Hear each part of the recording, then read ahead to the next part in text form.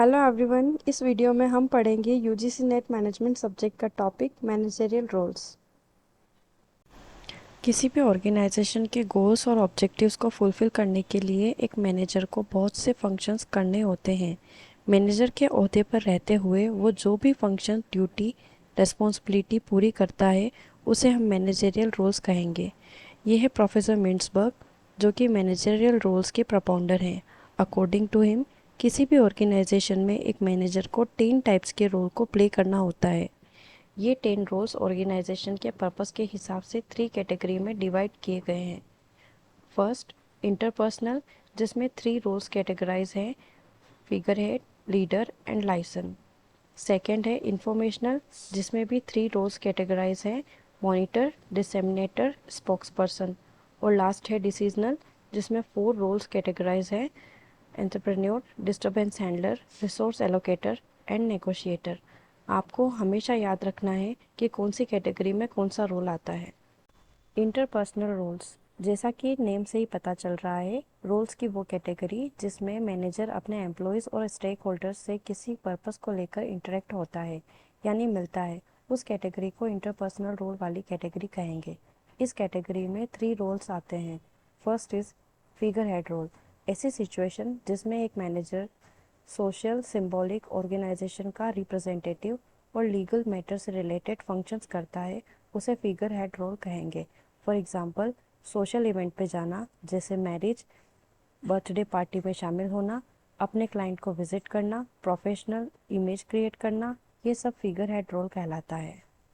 Leader role, जब manager अपने team members को गोल अचीव करने के पर्पस से गाइडेंस देता है, उन्हें ट्रेनिंग देता है, उन्हें मोटिवेटेड रखता है और टाइमली परफॉर्मेंस को इवेल्युएट करता है, तो ये मैनेजर का लीडर रोल कहलाता है। फॉर एग्जांपल, सेल्स गोल को अचीव करने के लिए अपने एम्प्लॉयज़ को लीड करना, मोटिवेटेड रखना, परफॉर्मेंस को मॉनिटर करना, गाइडेंस देना, ये सारे फंक्शंस लीडर रोल में आते हैं। लाइजन रोल, जब मैनेजर इंटरनल और एक्सटर्नल ऑर्गेनाइजेशन में एज अ इंटरमीडिएटर का काम करे तो उस रोल को लाइजन रोल कहेंगे। फॉर एग्जांपल, एक्सटर्नल क्लाइंट से मिलना, उनकी नीड्स को जानना, फिर इंटरनल एम्प्लॉयज़ को उनकी नीड्स और डिमांड को बताना और उस हिसाब से प्रोडक्ट या सर्विस को सप्लाई करना ताकि ऑर्गेनाइजेशन को सक्सेसफुल रिजल्ट मिल सके।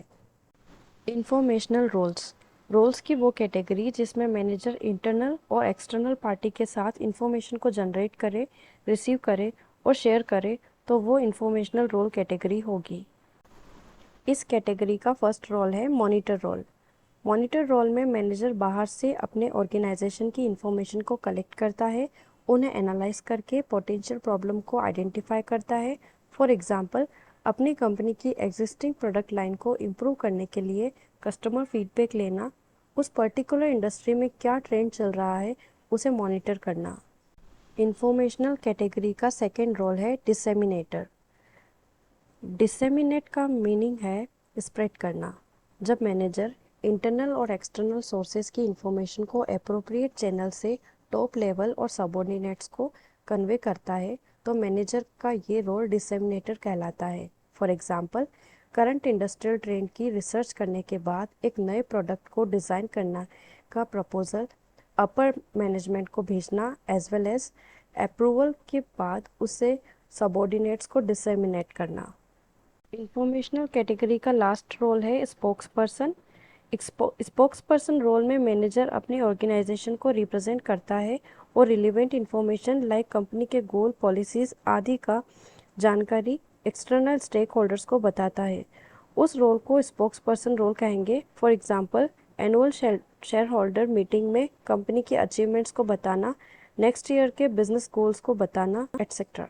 Decisional roles category managerial roles की लास्ट कैटेगरी है। Decisional role, as the name suggest, इस कैटेगरी में वो सभी रोल्स इंक्लूड हैं जिसमें एक मैनेजर को वेरियस डिसीजंस लेने होते हैं according to situations. Decisional category का फर्स्ट रोल है एंटरप्रेन्योर रोल। मार्केट में बने रहने के लिए न्यू आइडियाज़ और स्ट्रेटेजीज़ को डेवलप करना, उन्हें इम्प्लीमेंट करना। फॉर एग्जांपल, अगर स्लो सेल्स हो रही है तो मार्केट की new strategy like social media का यूज़ करके अपना मार्केट शेयर बढ़ाना। Disturbance handler role. जब मैनेजर कोई भी अनएक्सपेक्टेड चैलेंजेस या कॉन्फ्लिक्ट इशू को सॉल्व करके उस पर्टिकुलर डिस्टरबेंस को हैंडल करता है, उसे डिस्टरबेंस हैंडलर रोल कहेंगे। फॉर एग्जांपल, अगर टीम में दो मेंबर के बीच कोई भी कॉन्फ्लिक्ट अराइज हो, तो ये मैनेजर की रेस्पॉन्सिबिलिटी है कि वो निष्पक्ष होकर जल्दी से जल्द उसका सॉल्यूशन करें। Resource allocator role. वो सारी चीज़ें जो प्रोडक्शन और सर्विसेज को एंड रूप देने में काम आती है, जैसे man power, material, machinery, method, money, ये सब ऑर्गेनाइजेशन के लिए रिसोर्सेज होती है।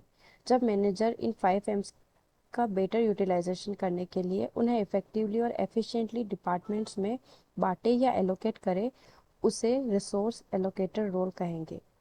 फॉर एग्जांपल, ऑर्गेनाइजेशन के बजट को ध्यान में रखते हुए और नीड गोल के अकॉर्डिंग डिपार्टमेंट्स में फंड को अलोकेट करना। डिसीजनल कैटेगरी का लास्ट रोल है negotiator role.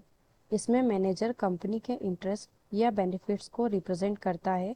For example, employees की हाई सैलरी की डिमांड पर मैनेजर का उन्हें एडिशनल बेनिफिट्स और एक्सटेंडेड वेकेशन पीरियड को देकर उन्हें कंपनी में रुके रहने का प्रलोभन देना नेगोशिएटर रोल में आता है। अगर ये कंटेंट आपको पसंद आया है तो please like share and subscribe to my channel UGC NET crack with Karishma.